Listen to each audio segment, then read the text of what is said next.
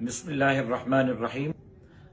ہمارے پڑوسی ملک چین میں کرونا وائرس کے حوالے سے جو ایک وبا پھیلی ہوئی ہے اور بہت ساری اموات وہاں ہوئی ہیں، میں اس پر اپنی جماعت کی طرف سے افسوس کا اظہار کرتا ہوں۔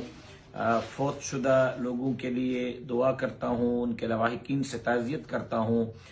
چین ہمارا بہت اچھا قریبی دوست ہے۔ پاکستان اور چین کی دوستی لازوال اور بے مثال دوستی ہے۔